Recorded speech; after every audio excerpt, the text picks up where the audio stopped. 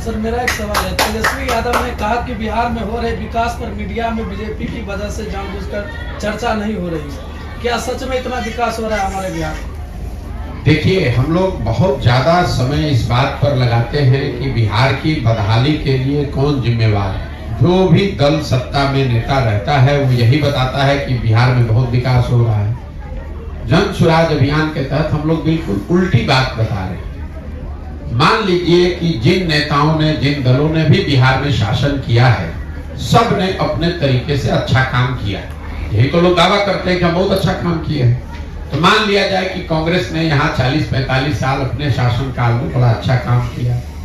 ये भी मान लीजिए कि लालू जी के 15 साल के शासन काल में यहाँ के लोगों को सामाजिक तौर पर पिछड़े गरीब लोगों को आवाज मिल गई, बल मिल गया, यही उनका दावा है। ये भी मान लिया जाए कि नीतीश कुमार के राज में सड़क बिजली बन गई, बिहार में कुछ विकास हो गया, सामाजिक न्याय संग विकास का उनका नारा को सही मान लिया जाए। लेकिन अगर इन सारे लोगों के दावों को, उनके काम को आप सही मान भी लीजिएगा तो भी इस बात से कोई इनकार नहीं कर सकता है कि बिहार आज देश का सबसे गरीब, सबसे पिछड़ा, सबसे ज्यादा अशिक्षित, सबसे ज्यादा भूखमरी का शिकार है। तो तेजस्वी यादव ने क्या कहा, सुशील मोदी ने क्या कहा, राहुल गांधी ने क्या कहा या मोदी ने क्या कहा, इस बात को पर बहस का कोई मतलब ही नहीं है। अगर सारे लोगों की बात को सही मान भी लें तो भी हम लोग बिहार देश के सबसे गरीब राज्य है, इससे तो कोई इनकार नहीं कर सकता है। हम लोग देश में सबसे पिछड़े हैं, इससे कोई इनकार नहीं कर सकता है। देश में सबसे ज्यादा पलायन बिहार से हो रहा है, इससे कोई इनकार नहीं कर सकता है। तो इस बात पर कोई टीका टिप्पणी करने का मतलब नहीं है। और तेजस्वी यादव की जितनी विद्वता है, जितनी समझ है, उतना ही तो बोलेंगे। जिस आदमी को यही नहीं पता है कि जीडीपी होता क्या है, खड़े होकर कैमरे पर उस व्यक्ति ने कहा कि देश में सबसे ज्यादा जीडीपी तो बिहार का है। तो यही होता है जब आप जीवन में खुद पढ़ाई लिखाई नहीं किए, जब आपकी खुद समझ नहीं है, तो आपको ये भी नहीं पता है कि जीडीपी होता क्या है।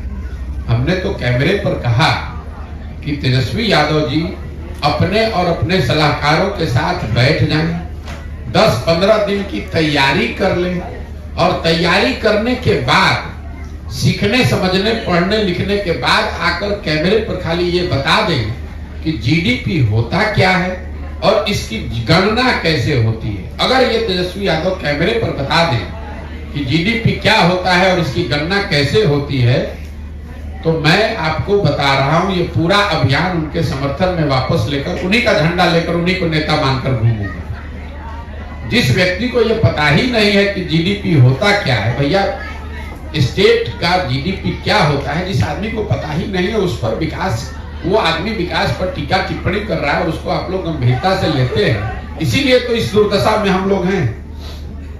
अच्छा, मेरा एक सवाल है कि आप अभी पूरा बिहार लगभग 16 महीना से घूम रहे हैं। आपको बिहार में गरीबी के स्तर पे आपने क्या क्या चीज को देखा है अलग अलग जिलों में? पहली बात तो हम अभी पूरा बिहार नहीं घूमे, करीब आधा बिहार घूमे हैं। बिहार में गरीबी, बदहाली का जो आलम है, इसको देखने के लिए, समझने के लिए आपको गांव में पैदल चलने की जरूरत नहीं है। ये तो आंकड़ों में भी बैठकर, दिल्ली पटना में बैठकर, या आप बखरी में अपने पंचायत बेगूसराय में बैठ के भी बता सकते हैं कि कितने लोग गरीब हैं। पदयात्रा गरीबी को देखने के लिए नहीं है, गरीबी के पहलुओं को समझने के लिए कि लोग इतनी गरीबी में जी कैसे रहे हैं, इस गरीबी का कारण क्या है। 400 रुपया वृद्धा पेंशन यहाँ लोगों को मिलता है, तो पदयात्रा के दौर ये 400 रुपया वृद्धा पेंशन मिलता है, तो आपको आंकड़ों में दिखेगा। इसके लिए गांव में जाने की जरूरत नहीं है। गांव में जाकर लोगों से मिलने की जरूरत इस बात के लिए है कि वो व्यक्ति जो 400 रुपए पर अपना जीवन बिता रहा है, वो आखिर अपना जीवन बिताता कैसे है, उसके जीवन की समस्याएं क्या हैं, वो कैसे इस महंगाई के जमाने में 400 रुपए में अपने लिए कपड़े का भी जुगाड़ करता है, अपने लिए घर का भी जुगाड़ करता है, खाता कैसे। तो जब तक आप इस बात को नहीं समझिएगा, तब तक यही पूछते रहिएगा गरीबी क्या दिखा रहे। भाई, गरीबी देखने के लिए आपको गांव में थोड़ी जाना है, उनके पहलुओं को, उसके नुआंस को समझने के लिए पदयात्रा करनी है कि ये लोग, इनका कैरेक्टर, इनकी पृष्ठभूमि, इनका जीवन, इनकी सोच क्या है जो 400 रुपया में अपना जीवन बिता रहा है। सर, बिहार में जिस तरह से शिक्षा को लेकर बड़ी संख्या में शिक्षकों की बहाली हो रही है, फिर भी लोग प्राइवेट विद्यालय में जाते हैं। अस्पताल खुल रहे हैं, फिर भी लोग प्राइवेट अस्पताल में जाते हैं। तो सरकार का कहाँ गया इन नीति? मेरे भाई, पहली बात तो आप लोग पत्रकार हैं तो थोड़ा बहुत रिसर्च करना सीखिए। आपने कहा कि बड़े पैमाने पर शिक्षकों की नियुक्ति हो रही है। सिरे से ये बात गलत है। ये जो नियुक्तियां हो रही हैं, पिछले दौर में 1,25,000 शिक्षकों की नियुक्ति का दावा सरकार ने किया है। आप सच्चाई समझ लीजिए, आधे से ज्यादा शिक्षकों की नई नियुक्ति नहीं हुई है। वो पहले से नियोजित शिक्षक थे, पहले भी पढ़ा रहे थे, अब उनके सर्विस का कंडीशन बदल गया। वो अब नियोजित शिक्षक नहीं है, राज्य कर्मी है। वो नए शिक्षक नहीं है, उससे शिक्षकों की संख्या जमीन पर नहीं बढ़ी है। तो ये जो बात कह रहे हैं कि शिक्षकों की बहुत बहाली हो गई, ये बात सिरे से गलत है। जो टोटल बिहार में शिक्षकों की अभी जरूरत है, वो करीब करीब 9.5 लाख शिक्षकों की बिहार में जरूरत है। और बिहार में कुल सभी श्रेणी के शिक्षकों की संख्या अगर आप जोड़ देंगे तो करीब 4 लाख शिक्षक यहाँ है, गेस्ट शिक्षकों को इंक्लूड करके। तो आधे से ज्यादा शिक्षक के पद तो हमेशा खाली रहेंगे, सरकार चाहे जो भी दावा कर ले। दूसरी बात है शिक्षकों की गुणवत्ता का। तीसरी बात है कि अगर शिक्षक काबिल हैं भी तो उनको पढ़ाने के लिए जो सुविधा दी जा रही है, जो जिन विद्यालयों में पढ़ा रहे हैं उससे शिक्षा का स्तर भी असर करता है। ये जो आप लोग ऐसा बताते हैं कि बिहार में विद्यालय में खिचड़ी बंटने लगा इसलिए शिक्षा व्यवस्था खराब हो गई। कुछ लोग कहता है कि शिक्षक नहीं है इसलिए खराब हो गई। कुछ लोग बताता है कि नियोजित शिक्षक की गुणवत्ता खराब है इसलिए खराब हो गई। इन सारी बातों में पूरी सच्चाई नहीं है। अगर बिहार में खिचड़ी बांटने से ही शिक्षा व्यवस्था खराब होती तो 8वीं क्लास के ऊपर के विद्यालयों में तो खिचड़ी नहीं बट रही है, वहां पर शिक्षा का स्थिति तो बड़ा अच्छा होना चाहिए था। अगर आप कह रहे हैं कि नियोजित शिक्षकों की गुणवत्ता से ही शिक्षा की स्थिति खराब है, तो कॉलेज में तो नियोजित शिक्षक नहीं पढ़ा रहा है। Patna college, Patna science college, Darbhanga CM science college, MS college Bettiah, Langat Singh college में पढ़ाई क्यों नहीं हो रहा है? वहां तो नियोजित शिक्षक नहीं पढ़ा रहा है, वहां तो खिचड़ी नहीं बट रही है। तो हर चीज को बिहार में मुसीबत ये है कि यहाँ पर जो जितना बड़ा मूर्ख है वो वही यहाँ का समाज का अगुआ बन गया है। जो आदमी शर्ट के ऊपर गंजी पहन ले उसको आप लोग नेता बता देते हैं। बिहार में शिक्षा की स्थिति इसलिए खराब है कि पिछले 25-30 सालों में सरकार और समाज, मैं अंडरलाइन कर रहा हूं समाज भी, सिर्फ सरकार नहीं, सरकार और समाज दोनों की प्राथमिकताओं में कहीं ना कहीं शिक्षा है ही है। सरकार जो गलती कर रही है वो तो कर ही रही है। समाज में भी ऐसी धारणा बन गई है कि पढ़ लिख कर भी क्या होगा, पढ़ लिख के भी तो नौकरी मिलेगा नहीं, तो अच्छा है अपना खा पी के जाके 15 साल में मजदूरी करो, कम से कम कुछ पैसा तो कमा लेगा।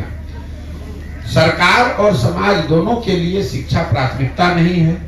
लोगों के नजर में भी और सरकार के नजर में भी विद्यालय जो है ये सरकारी संसाधनों का खिचड़ी, साइकिल, पोशाक बांटने का सेंटर है। तो पूरी शिक्षा व्यवस्था बिहार को आप एक पंक्ति में समझिए, सरकारी विद्यालय खिचड़ी बांटने का केंद्र है और जो कॉलेज है वो डिग्री बांटने का केंद्र है। पढ़ाई दोनों में नहीं हो रहा है। आपके बच्चे भी जब कॉलेज में जा रहे हैं पढ़ने तो आप भी यही सोच रहे हैं कि 3 वर्ष में डिग्री ले ले और बस निकल ले, कोई पढ़ाई की चिंता नहीं। तो जब आपके बच्चे पढ़ेंगे ही नहीं तो मजदूर नहीं बनेंगे तो कलेक्टर बनेंगे, कोई भी सरकार आ जाए। और ये समता मूलक ये हुआ इसलिए है कि समता मूलक शिक्षा नीति के नाम पर हर गांव में, हर पंचायत में विद्यालयों के नाम पर कोई भवन बना दिए गए।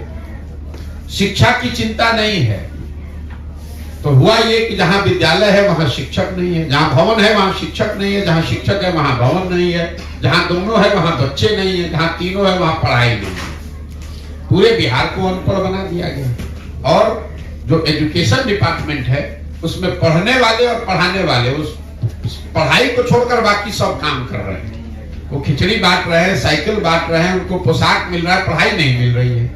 उसी तरह जो पढ़ाने वाला है, पढ़ाने वाला सब काम कर रहा है, पढ़ा नहीं रहा, बाकी सब काम कर रहा है। जब तक उस मूल चीज को आप नहीं एड्रेस कीजिएगा तो शिक्षक अगर आप 50,000 ज्यादा बहाल कर भी दें उससे कोई फर्क नहीं पड़ने वाला है। सर, आप जो बोले हैं सर